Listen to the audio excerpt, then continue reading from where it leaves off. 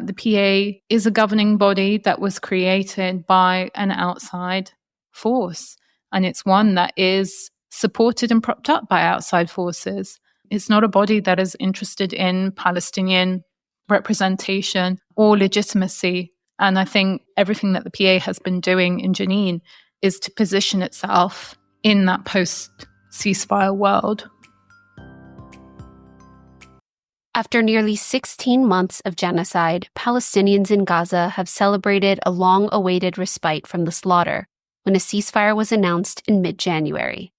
And though the bombs have stopped raining down on Gaza, at least for now, Israel's attacks on Palestinians across occupied lands have not ceased.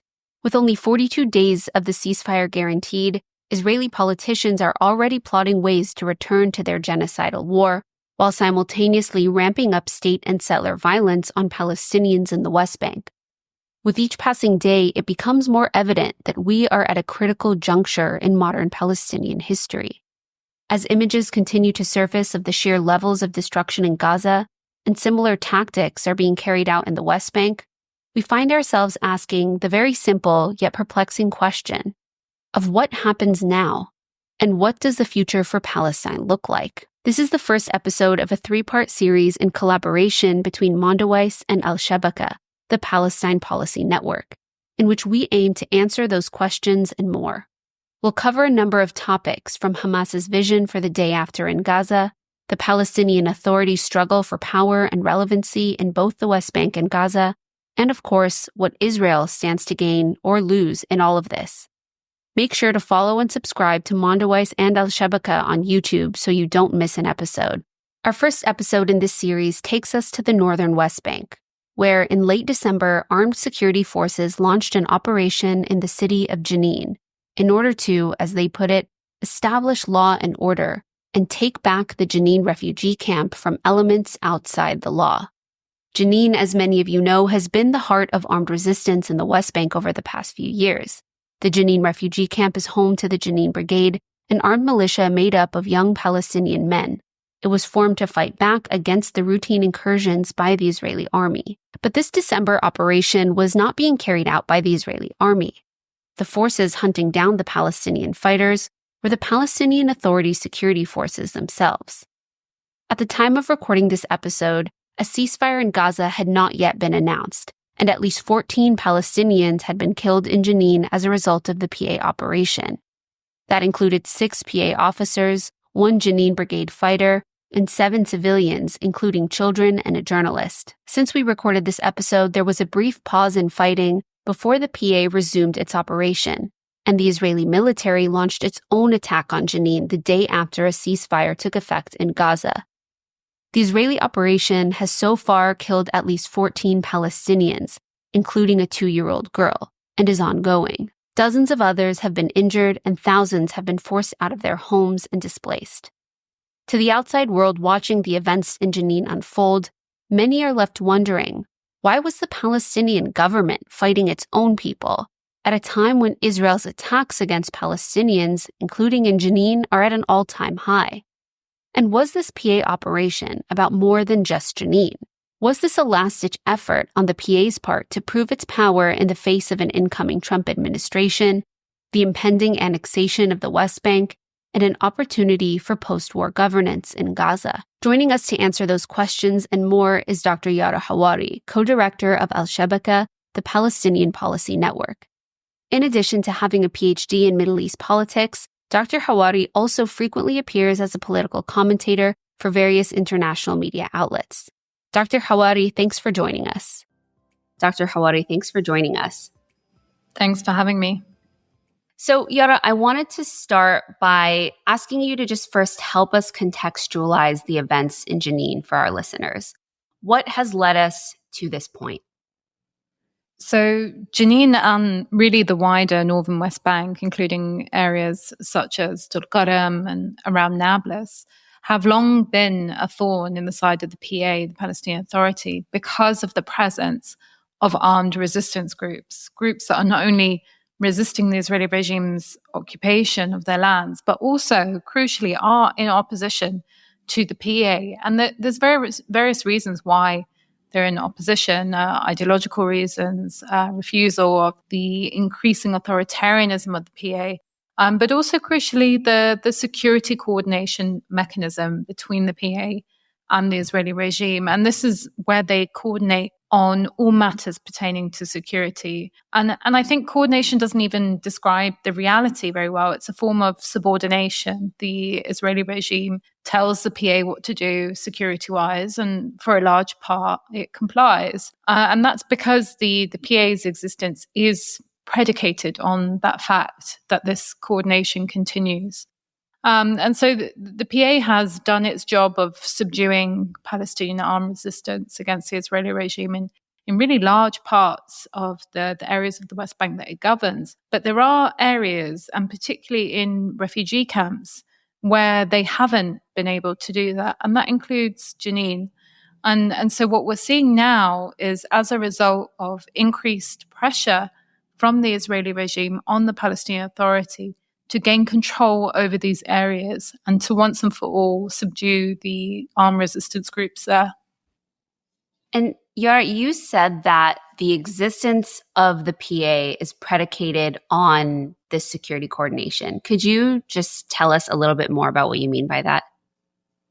So after the Oslo Accords, PA was established as the governing body of certain areas of the West Bank, the Bantustans, as it were.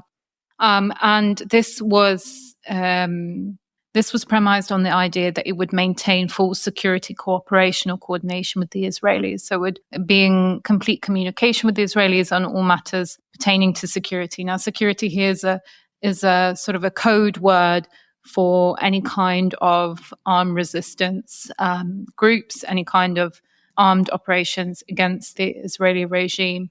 And it includes also all kinds of training, all kinds of sharing of information. And the PA, in turn, has used it to crack down on political opposition. And the Israeli regime has used it to crack down on groups that it fears. I want to go back to Jenin right now. The fact that this PA operation is happening in Jenin specifically, I mean, you mentioned that there is armed resistance. There are groups all over the northern West Bank. But the fact that it's happening in Jenin also carries a deep significance, right? I mean, the PA, if it was carrying out this massive of an operation anywhere in the West Bank, it would be news. But it's clear that there is this message that the PA is trying to send here by targeting Jenin. What is that message to Palestinians in the West Bank? So for a long time, Jenin has occupied this very significant place in the hearts and minds of Palestinians. It's known for its resistance fighters, for its steadfastness. It has seen some of the most brutal attacks by the Israeli regime, including the infamous Battle of Jenin in 2002 during the Second Intifada, when the camp was invaded by Israeli soldiers and large parts were razed to the ground. I think 35% of the camp was destroyed and there were massacres. But there was also a resistance struggle that for many put up a heroic fight against these invaders. And so there is this collective narrative of Jenin being this historic site of resistance, but also a present site of resistance, especially as so many other urban hubs in the West Bank have been subdued. And so in a way, what the PA is doing now is not surprising. It's very symbolic that it's going after this particular area. And it's a very clear message that the PA will work hand in glove with the Israelis to quell armed and popular resistance. And it's also very much connected to what's happening in Gaza with the genocide. The Israeli regime is really battling on all fronts to, and once and for all, end the Palestinian armed resistance, which, most analysts will agree is an impossible feat. But they've recruited the PA to assist in that endeavor. And I think it's even more of a blow to Palestinian morale, at a time of genocide, when your so-called leadership has done very little to stop it. Rather, it's collaborating with the Israelis to put down resistance elsewhere. So that on the one level, there's a very practical goal in mind, and that's to eradicate armed resistance. But there's also a goal of damaging the Palestinian morale at a time when it's at a low. And this connection to Gaza and the connection to Israel's attacks on Palestinian resistance and Palestinian life is critical. And we're going to talk about that later, because ultimately, I mean, that is really the context to understand what's happening now. But I want to go a little bit more in depth into the current operation that the PA is conducting in Jenin, just to paint a picture for listeners, for people who maybe have been following the news but aren't totally clear on, what are the power dynamics that are at play right now. So the PA has said that it's conducting this quote unquote operation in order to establish law and order. I think to the average person, that sort of language, evokes comparisons to gangs or other quote unquote lawless groups that are operating maybe in contravention or outside of law enforcement.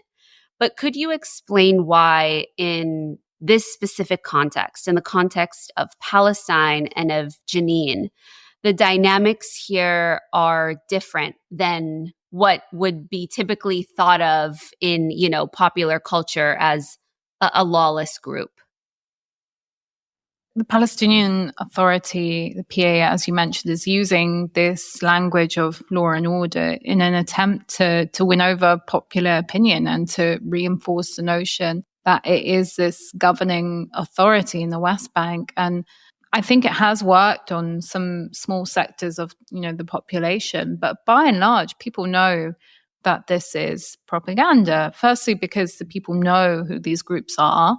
They're not necessarily new groups that are being targeted by the PA. And secondly, because people understand the reality that the only governing authority in the West Bank is the Israeli occupation. So the PA is using this kind of language as a smokescreen to obscure the reality, to fearmonger.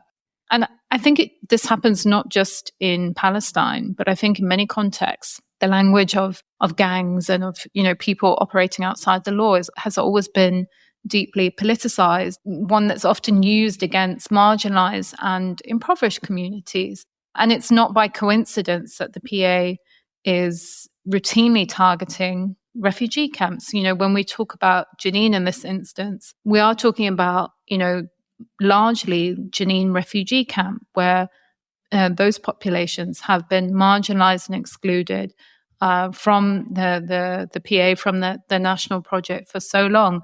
And so this language is weaponized against people, in particular from refugee camps, so that the PA can enforce control, can enforce political and practical control over these communities.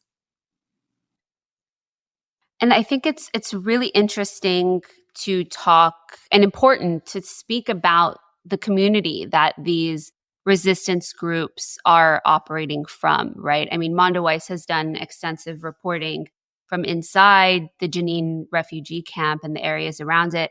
Of course, people don't share one blanket opinion.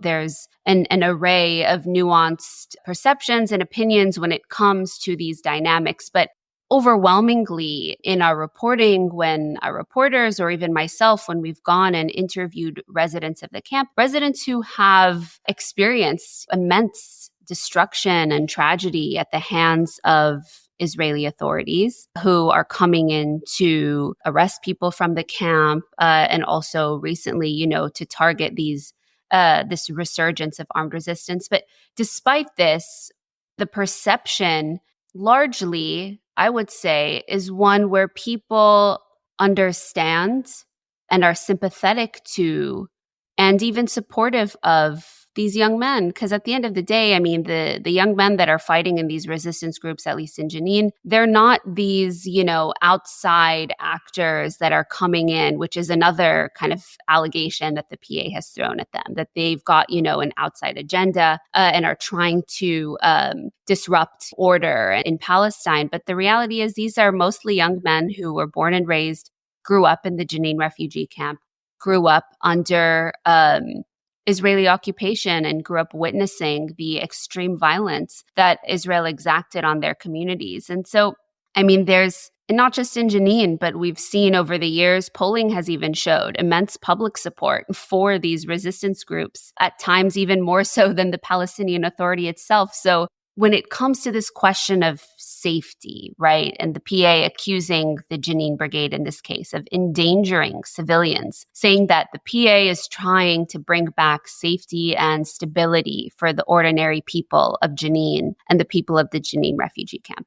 How do you respond to that? I'm curious how you respond to that. And also, we don't, of course, want to speak on behalf of people in Jenin, but do you believe that the average person in Jenin would consider themselves, let's say, safe under PA rule, which is what the PA is implying here, that we're getting rid of these groups so that you can be safe under our control and our authority? I mean, I think one thing can be sure is that people in Jenin refugee camp do not feel safe under a PA siege, which is what they're currently facing. And this question or this line of safety of that the resistance groups are endangering civilians. We've heard this line before. We've heard it from the Israelis, that it's the Palestinians themselves that are endangering them, not the ones holding the guns, shooting at civilians. And it's really a form of deflecting the blame. I mean, this idea that the ones who are setting up the checkpoints in the camp, who are stationing snipers on rooftops, who are shooting at civilians, including a young journalist who was standing on the doorstep of her own home, who are beating up ambulance crews, that they're the ones that are bringing safety and stability for ordinary people is ludicrous. And I think people in the camp see that very much with their own eyes. I think also people outside of the camp know that to be true as well. And it does absolutely nothing to install confidence in the PA. I don't think people across the West Bank look to the PA for safety. We're talking about decades of Israeli occupation, of Israeli raids, of the demolition of homes, of mass incarceration across the board. In the last year and a half, we've seen over 14,000 Palestinians from the West Bank incarcerated in Israeli prisons, and the PA has been nowhere to be seen. They have not provided safety or protection for the people that they claim to serve. So that line and that narrative is particularly egregious, I think, at a time of genocide, at a time of ongoing colonial occupation. So I think it's something that they have learned from the Israelis quite clearly, and I think it's not something that will be widely believed by the population in the West Bank. If you're enjoying this podcast, please visit our website, al-shabaka.org, where you will find more Palestinian policy analysis and where you can join our mailing list and donate to support our work. Yeah, I mean, you touched on two really critical points here.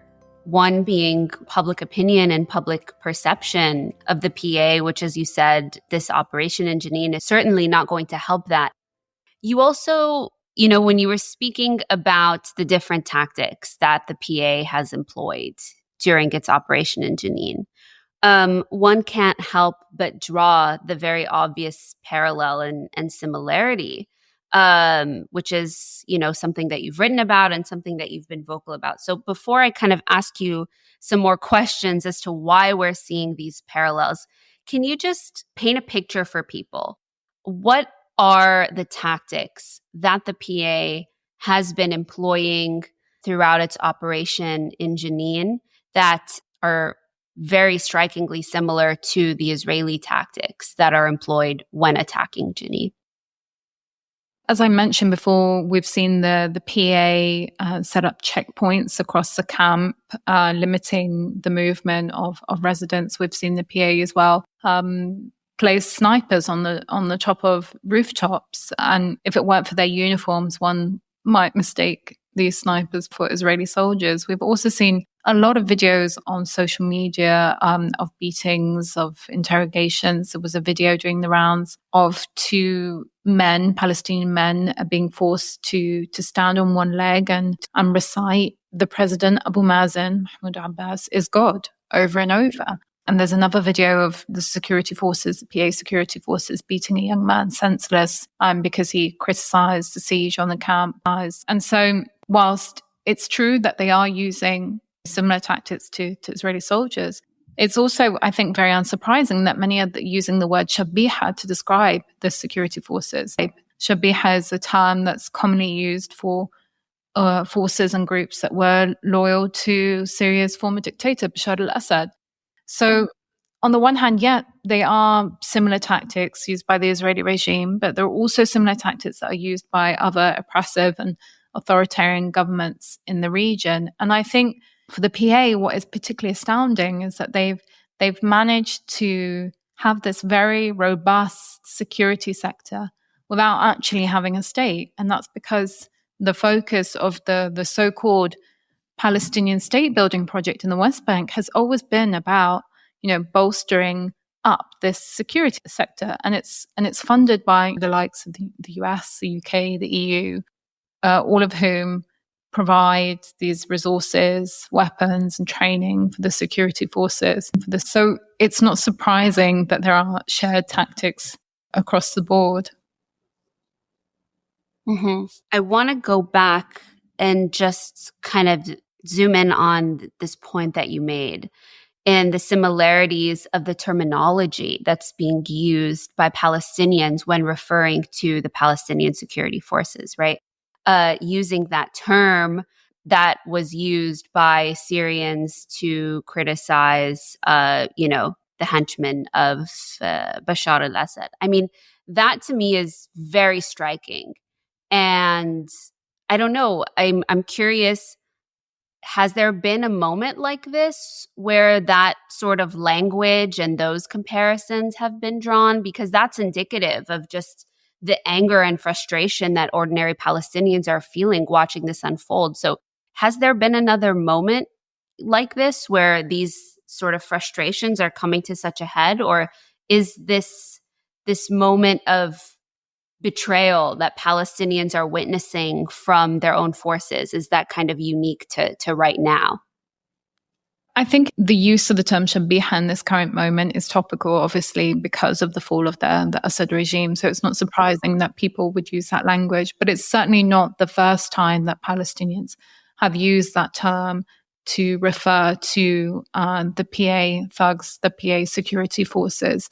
And it's certainly not the first time that Palestinians have faced repression from the Palestinian security forces. I think this time is particularly egregious because it is reaching new levels of cruelty and violence.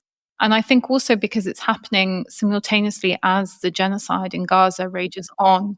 So there are moments that there are reasons why this moment is perhaps unique and is causing so much outrage. But there have been plenty of moments in recent Palestinian history where we have seen the really nasty and ugly side of the Palestinian security forces. If we just go back to 2021, the Unity Intifada, and how brutally that was put down by the Palestinian security forces when they killed the civil society activist Nazar Banat, and the demonstrations that followed his assassination were really horrifically put down in the streets of Ramallah and Bethlehem and other places.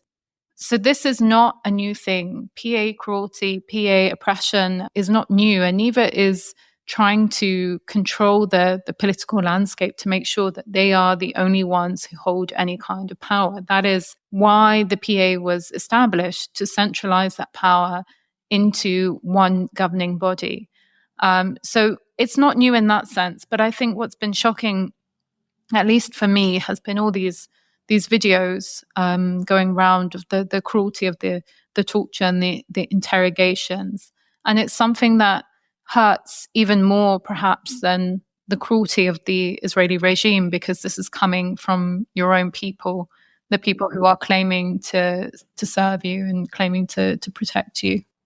Yeah, I've seen some of those reactions on social media, and it's exactly as you said. It's very painful for people, for Palestinians, to watch the Palestinian Authority besiege the refugee camp, cut off water and electricity, even invade the local hospitals in Jenin. Just these these striking images that, like you said, if it weren't for their uniforms, you would think it was the Israeli military carrying out these attacks. And I think what's especially painful right now for people, as you said as well, is that this is happening in the context of the genocide in Gaza. And what we're speaking about now, what's happening in Jenin and the West Bank, and as you've alluded to throughout our conversation, those two things can't be separated.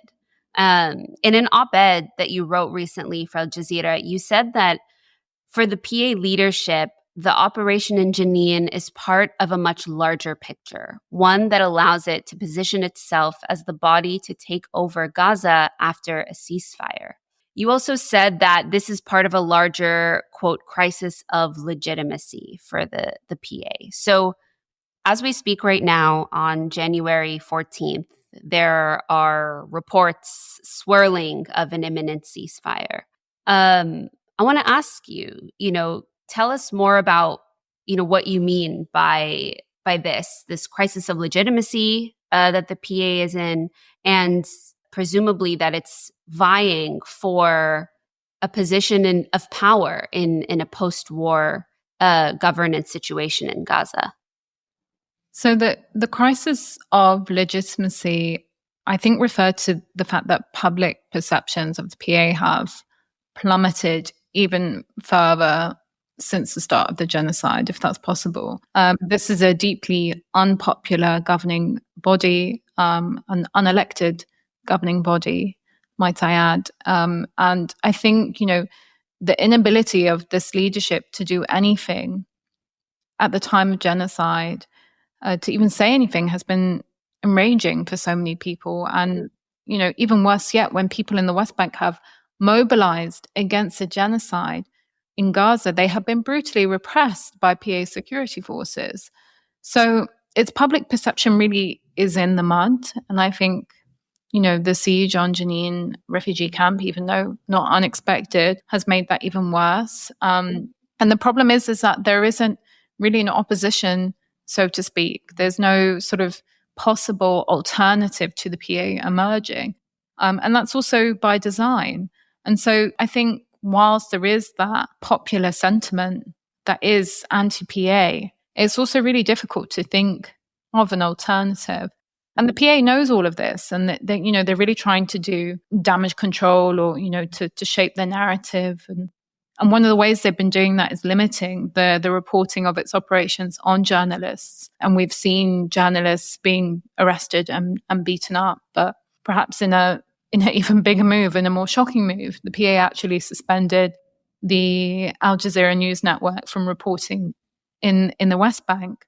And in addition to suspending their operations, they've also ordered all of the telecommunication companies and channels to not broadcast anything from Jazeera. So even access to their websites have been blocked in the West Bank. And the justification for this is that Al Jazeera have been supposedly putting out inciting materials and reports stirring strife in its coverage of the siege of the camp. And this is a big deal. Al Jazeera is a foreign news network, so it can't be subjected to the same form of intimidation as local news networks. And so it can report more critically on the PA, and it has been doing so. And Al Jazeera's audience has been growing in Palestine, particularly because of its extensive coverage of the ongoing genocide in Gaza. And so it has been gaining more legitimacy and more popularity as this reliable source of information. And so for the PA to suspend it means that it's really concerned about its plummeting image. And I think it's particularly an egregious move at a time, when Palestinian journalists, including those working for Al Jazeera, but also journalists across the board, are being targeted and killed at an exceptional rate by the Israeli regime forces. So all of this is to say that they're very concerned with their image, but instead of actually doing better and actually becoming an authority or some kind of governing body that the people could at least look to at this time of genocide, they've actually just been bolstering the Israeli regime's goals. And I think we have to understand all of this in the wider context of what the PA is and what it wants in the future. The PA is a governing body that was created by an outside force. And it's one that is supported and propped up by outside forces. It's not a body that is interested in Palestinian representation or legitimacy from the population. And I think as we're recording this, as you mentioned, it seems like a ceasefire deal is imminent. And I think, the PA, everything that the PA has been doing in Jenin is to position itself in that post-ceasefire world. I want to ask, you just ended on this point, right? That what the PA is doing in Jenin is trying to position itself in that sort of post-war world. I think this is a question that a lot of people have. So let's answered the question of what is the PA kind of seeking in Gaza. It's seeking some sort of role in governance, more functions of power. Still, how does fighting a resistance group in Jenin in the West Bank achieve some PA goals or visions of power in Gaza? So I think for some in the PA leadership, they think, or this is the equation, that, if they prove themselves in Jenin, in the northern West Bank, in the camps, they pave the way for a takeover in Gaza. Because if they can prove that they can subdue these smaller armed resistance groups in the West Bank, then they prove that they won't allow for a Hamas return to power in Gaza.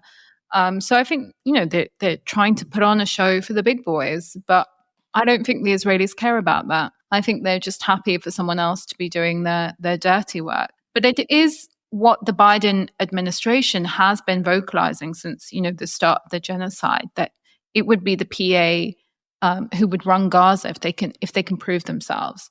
And the Biden administration has been really sort of keen on this idea. And we know that the Israelis haven't been. And sort of all signs from the Netanyahu government have been, adamant that this is not going to happen.